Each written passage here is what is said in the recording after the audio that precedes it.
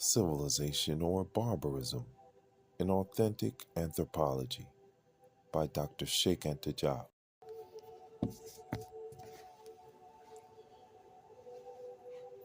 Three cases are possible.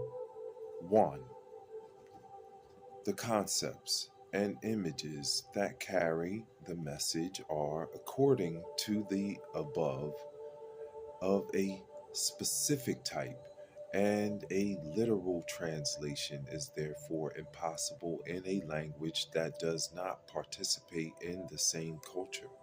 For example, white as snow, bear one's cross.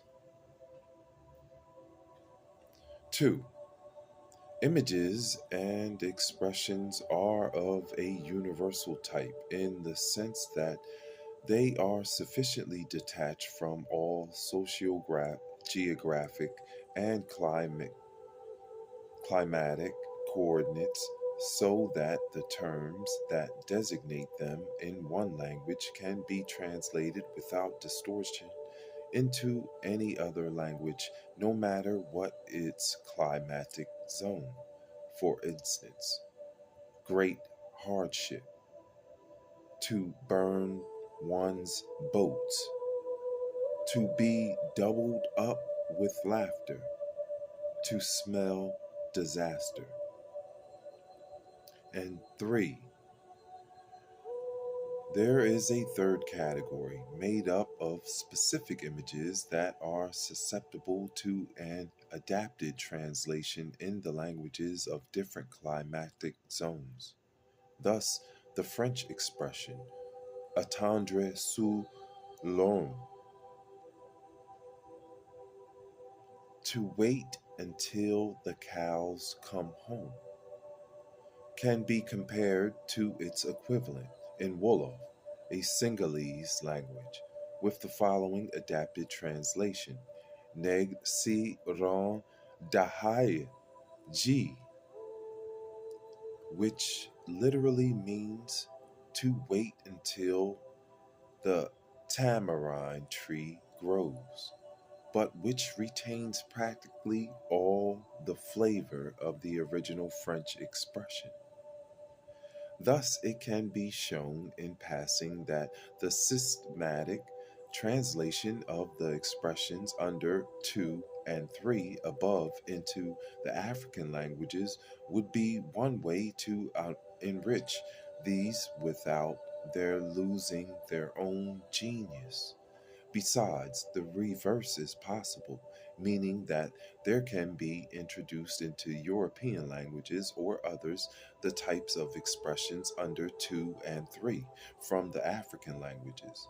Though a language is, at each stage of its evolution, a closed system that is sufficient unto itself to express the whole universe, as perceived by the thinking subject, similar integrations of new and fresh images would incontestably enrich the language under consideration, be it European or African, and would not duplicate the stock of already existing expressions. Translations of entire and diverse works on a global level would be thereby facilitated.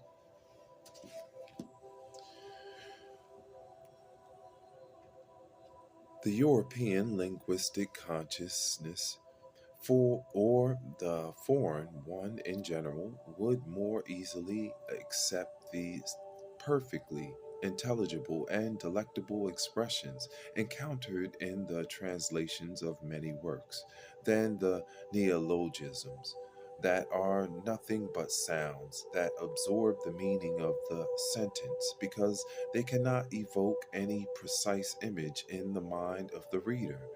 This fact will be more clear in what follows. It is evident from the above that the Italian or the Romanian who is condemned to speak Spanish would be less alienated, less in need of acculturation than the African who finds himself in the same situation. Let us suppose that the latter is a poet. Every time that he mentally conceives and elaborates an original image from the cultural elements of his own native tongue, and he tries to express it adequately in French, English, or Spanish, the poetic rhythm will be broken by the barbarous neologisms that litter the poetic field like rubble. The proper terms are radically, desperately non existent. The baobab is not the equivalent of the oak tree. The European linguistic and aesthetic consciousness, the foreign one in general, has not yet assimilated these terms, which only represent sounds. Unless the process of acculturation has been achieved, if the African poet proceeds and speaks of roses of the lily of the valley that he has never picked in the woods of the Chavel, he is simply ridiculous, and he no longer produces any effect, nor will he give it the true cachet of exotic and savage nature in a language that is truly his own. Even Charles Marie, Le Comte de Lazy, in his Poems Barbares, would succeed better than he. It is this failure that Jean Paul Sartre points out in the Orphée Noire as an irony of fate. He writes, pause right there, continue back to chapter 15 of Civilization or Barbarism. I'm Uriel. Hi, it's